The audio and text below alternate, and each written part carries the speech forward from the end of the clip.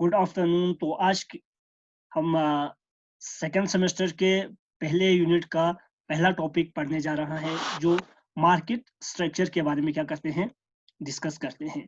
तो market structure के अंदर ही हम पहले टॉपिक हमारे होंगे परफेक्ट कंपटीशन मार्केट।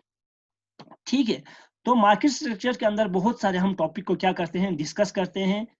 हर एक मार्केट के हम फीचर्स को क्या करेंगे, डिस्कस करेंगे। इनके equilibrium form in short run and long run हम अलग अलग से क्या करेंगे, डिस्कस करेंगे। सबसे पहले perfect competition market, second is monopoly market, third is oligopolistic market and fourth is oligopoly market. तो इनके हम हर एक की मीनिंग और हर एक के फीचर्स और हर एक के equilibrium form in short run and long run क्या करेंगे, डिस्कस करेंगे। तो meaning of perfect competition market is perfect market is a market structure characterized by a complete absence of rivalry among the individual firm। एक industries के अंदर बहुत सारे जो फर्म्स होते हैं, ठीक है, तो उसके अंदर कंप्लीट एब्सेंस होते हैं। क्या चीज, रिवॉल्वरी। ठीक है, तो इसमें एक दूसरे के अंदर कंपटीशन बिल्कुल नहीं होते हैं। ठीक है, तो this is the meaning of perfect competition market. Now come to the assumption of perfect competition market. First assumption of perfect competition market is large number of buyer and seller। इसके अंदर बहुत सारे फर्म्स आते हैं, means seller बहुत सारे आते हैं, और इसी गुड्स के बायर भी बहुत ज्यादा आते हैं। Due to this characteristic each firm alone can not affect the prices in the market by changing it is output. तो इसकी वजह से, इस कैरेक्टरिस्टिक्स की वजह से, large number of buyer and large number of seller होने की वजह से, ये एक सिंगल फॉर्म इसकी प्राइसेस के ऊपर क्या नहीं कर सकते हैं, इफेक्ट नहीं कर सकते हैं with the changing it is output. इसके आउटपुट में चेंज करने के बाद ये जो होल जो प्राइसेस होते हैं उसके ऊपर ये क्या नहीं कर सकते हैं, इफेक्ट नहीं कर सकते। तो this is the last first feature of perfect competition market। Second assumption of perfect competition market is product homogeneity। ये जो प्रोडक्ट हर फॉर्म प्रोडक्ट क्या करते हैं, प्रोड्यूस करते हैं, तो वो प्रोडक्ट सब मार्केट में, सब फॉर्म में क्या होते हैं, सेम होते हैं। Homogeneity means same. ठीक है, तो a group of form producing a homogeneous product, each unit of a product is identical in size में भी सेम होते हैं, कलर में भी सेम होते हैं, शेप में भी सेम होते हैं, वेट में भी सेम होते हैं। ठीक है, product are perfect substitute for each other. और हर एक जो प्रोडक्ट होते हैं, firm A, firm B, firm C जो होते हैं, तो उनमें जो प्रोडक्ट बनते हैं वो हर प्रोडक्ट एक दूसरे प्रोडक्ट के क्या होते हैं, परफेक्ट सब्स्टिट्यूट होते हैं। मींस कि हर प्रोडक्ट क्या होते हैं, होमोजीनियस होते हैं, सेम होते हैं। चाहे आप इस प्रोडक्ट को यूज करो या उस प्रोडक्ट को यूज करो, इनमें कोई डिफरेंसेस नहीं होते हैं। So this is the second assumption of perfect competition market। The large number of seller and product homogeneity implies that individual firm is a in pure competition is price taker, not a maker।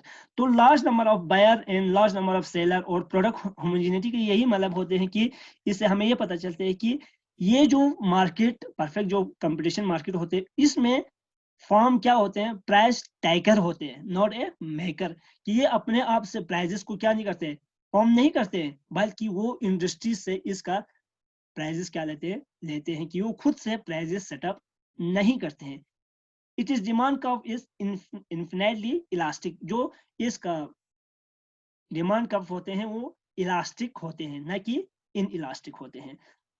ठीक है, तो इसमें homogeneous product होने की वजह से, ठीक है, 0 डिग्री ऑफ प्रोडक्ट डिफरेंशिएशन होते हैं, which lead to 0 degree of market control. Means की मोनोपोली का, कि मतलब एक फॉर्म का पावर, एक फॉर्म का मतलब मैक्सिमम पावर नहीं हो सकते। मींस कि हर फॉर्म यहाँ पे इक्वली कंट्रीब्यूट करते हैं और इक्वली इनका मतलब वो क्या होते हैं, कंट्रोल होते हैं। ठीक है, फॉर्म यहाँ पे एक फॉर्म डोमिनेटेड नहीं होते हैं। ठीक है, क्यों नहीं होते, क्योंकि यहाँ पे product differentiation 0 degree of product differentiation होते हैं, जिसकी वजह से 0 डिग्री ऑफ मार्केट कंट्रोल भी होते हैं। ठीक है, तो इसके बाद third assumption of in different perfect competition market is free entry and exit of form. यहाँ पे जो फॉर्म होते हैं इंडस्ट्रीज के अंदर, वो खुद से एंट्री भी कर सकते हैं और एग्जिट भी कर सकते हैं, ठीक है, कोई रिस्ट्रिक्शन नहीं होते हैं। तो जब इंडस्ट्रीज में बहुत सारे एबनॉर्मल प्रॉफिट, मतलब हाई प्रॉफिट कमा रहे हैं इंडस्ट्रीज, तो बहुत सारे फर्म इसको क्या करते हैं, ज्वाइन करते हैं, ठीक है। और जब ये जो इंडस्ट्री लॉस में जा रहे हैं तो ये फर्म क्या करते हैं, एग्जिट करते हैं। But condition is that it is only in the long run. Short run में ये free entry and free exit of A firm नहीं होते हैं। सिर्फ लॉन्ग रन में ही, ये कॉम्पिटिटिव एग्जाम में पूछते हैं कि free entry and exit of form कब होते हैं, लॉन्ग रन में होते हैं या शॉर्ट रन में होते हैं या दोनों में होते हैं या दोनों में नहीं होते। तो आपको डायरेक्ट मार्क करना है इन द लॉन्ग रन। यहाँ पे देखो, इन द लॉन्ग रन में free entry and exit of firm होते हैं, ठीक है। There is no barrier to entry and exit from the industry only in the long run, ठीक है। कोई बैरियर नहीं है, कब कभी भी आप एंट्री कर सकते हैं, कभी भी आप एग्जिट कर सकते हैं, but in the long run में ही। Short run can neither changes the size of plant nor new firm can enter या एग्जिट द इंडस्ट्रीज। तो शॉर्ट रन में ये अवेलेबल नहीं है।